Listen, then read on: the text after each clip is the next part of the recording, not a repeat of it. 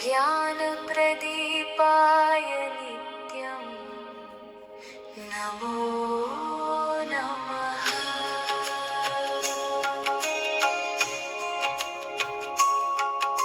गुरुर्ब्रह्मा गुरुर्विष्णुः गुरुर्देवो महेश्वरः गुरुः साक्षात् परं ब्रह्म तस्मै श्री गुरुवे नमः। अखण्डमण्डलाकारं व्याप्तं येन चराचरं तत्पदं दर्शितं येन तस्मै श्री गुरवे नमः।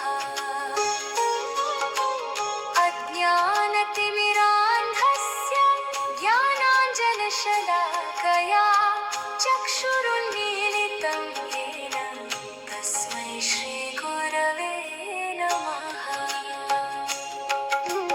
ध्यायामि श्रीगुरुं नित्यं ज्ञानभक्तिप्रदायकं करुणासागरं शान्तं वन्दे सद्गुरुमीश्वरम्।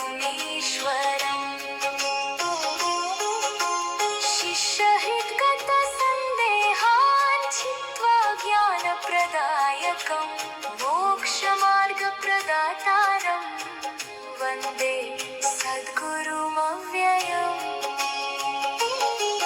गुरुपूर्णिमापुण्येऽस्मिन् भक्त्या पूजां करोम्यहं ज्ञानवैराग्यसिद्ध्यर्थं प्रसीद मम सद्गुरो। विद्यां बुद्धिं यशोधैर्यं विनयं भक्तिमेव च देहि मे गुरुदेवेश करुणामृतवर्षेण।